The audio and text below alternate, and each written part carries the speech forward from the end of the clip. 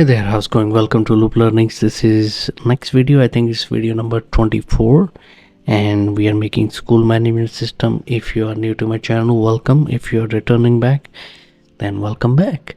Thank you for your support.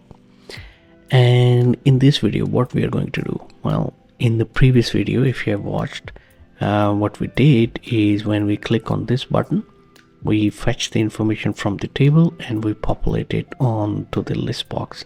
And we have created this button as well, which is to open a blank form to create a new record for the student. Well, in this video, we want to open the same form, but this time we want to open the form with a record populated on it. So what we want is, let's say, we double click on student 6 and this form should open, but it should open with the information related to student 6 populated onto this form, right? That's what we are going to use do this in this video. So if you're interested in learning that, we'll be using Recordsets to achieve this purpose. And if you're interested in learning that, definitely stick around and I'm sure you will learn something. All right, let's go back to the design view. So what I would like to do is I would like to fetch the information onto the student form. So we'll open it in design view, and we would like to fetch the information from the student table, right? So that's what we are going to do. And as I said, this will be achieved using the record set. So we'll go to the form dashboard, and we will click here, ListBox, and we will open the VBA code editor, but in a moment. First, let me explain what we are going to do. So this ListBox, as you know, will have hundreds and thousands of records perhaps, and we need a pointer to determine what form should be open, right? And then after what form should be open, what record should be populated. So sort of two layers of information we need to provide to Microsoft Access in order to achieve what we aim to achieve. So let's talk about the first one. How would this list box know what information is populated on it? If you remember when I designed this dashboard, and again I will refer back to the previous videos of this series, please do watch so you know what I'm talking about. Anyway, so first, how would Access know which form needs to be open? Well, it will refer to the caption of this button. Remember, when we click on this button, the caption of this button changes to open student form. So that's what it will refer to. Why do we need to do that? Because this list box, as I said, will display multiple type of information. For example, admission related information, fee collection information, employees information. So whatever button is clicked on, this list box will transform into that information. So that's why we need to point somewhere, and that would be the caption of this button. So that's number one. Number two identifier is, of course, whatever record we have clicked on, their ID is the identifier. So we'll refer to that. So enough talking. Let's go to VBA editor and let me demonstrate something. So on the event tab of the property sheet of this list box, there's on click event. We don't want that. What we want is on double click event. So we'll click on ... code builder, and here we are in the VBA code editor. All right, so we'll go here, copy the error handling. As you know, I do that always. On error, resume next. All right, here we go. Now we are going to use the record sets. Again, if you haven't watched the previous videos in my series, please do, because I've used record set in plenty of the forms, and to fetch the information and move the information from here and there. So I'm sure I've done a bit of explanation while I'm doing that. I will do the explanation again, but not do the detailed explanation. It will be very summarized information I'll be providing. Anyway, let's move on. And first of all, let's do the if statement. So I'll say if, all right, if me dot btn open dot caption equals, remember we are referring to the caption of this button, and we'll say open student form. That was the name then, and we'll close that with end if as well. Okay, now here we will come and we'll say now we need to do the record set, use of record set. So we'll come on the top, we'll say dim rs students as record set. Okay, so we'll choose that, and we will set that, set rs students equals current db dot open record set parenthesis open parenthesis close double quote, and we will give the information such as the table name or the query name from where we are fetching the information. So right now we are fetching the information from students table, so students t, and remember we will open it in read mode. So db open snapshot and db read only. That's what we are going to do.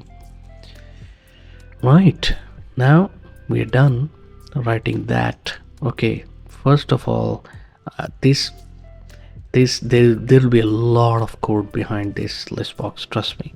So what I would like to do is I would like to give some notes, some information why this set of block code is used for. So I'll say to open or to fetch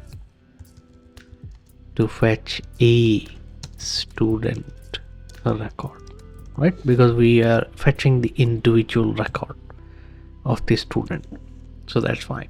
All right, and now what we'll do, because this list box will have hundreds or even thousands of records, how would Access know which one user has clicked on and what do I need to populate onto this form? Well, good news is we already know that, because the student ID is the unique identifier which is located in column number 0 of this list box. When we will click on this button, it will be located in column number 0. So we know that, we will use that information. Now we need to find out what record user has clicked on, and we will find with this code. So we'll say rs students, and literally we'll say find first. Okay, in double quotes, student ID equals ampersand me dot list. As I said, it is residing in column number 0. All right, after this we'll come here, and now we will say, all right, once you have done that, before you even do it, open the form. Right, we need to open the form. Do cmd dot open form. So first of all, this will happen. Okay, we should not forget this students f, that's the name of the form which we want to open, this one. Right, now once we have opened the form, we have pointed to the record, we have found that in the database. Now we need to populate this record onto this form. Simple as that. How do we do that? Well, this is how we do that. So we'll say forms, and we'll say students f. Basically we are referring to that form, and we are referring to the first field which is student ID. Okay, equals rs students exclamation mark student ID. There you go. Now what I've done with this line of code, what I've said to Microsoft, I said, Microsoft, please check the student ID of the record which is selected, which you have found with this code, right? With this code you found a record, and now take the student ID information, which is this, take that from the table and populate it onto this form, which is this one. Okay, hopefully you have understood. Again, if you have not, if you want to see more detailed in-depth explanation, please do watch videos in this series. Okay, right, we'll copy that, and what I'm going to do is I'm going to paste like quadrillion time, well, not really, couple of times, to save our time, save my time and save your time. This is what I actually do if I have to write a application. I'll do the same exact same thing. All right, now in here what we are going to do is I'm going to go in the design view and I'll just copy, paste, paste. That's it. Yep, just copy and paste. The programming is just copy and paste because this is repetitive typing, and I don't want you to get bored me typing every single text, every single field name. So I don't want that to happen. So that's why I'm going to speed up, and you can also adopt the same methodology.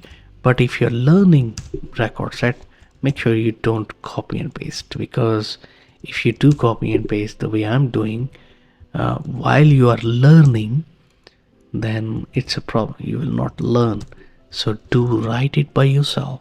Okay, avoid copy pasting when you are learning. It's a sweet shortcut, but when you're learning, you will not learn if you take this shortcut of copy and paste.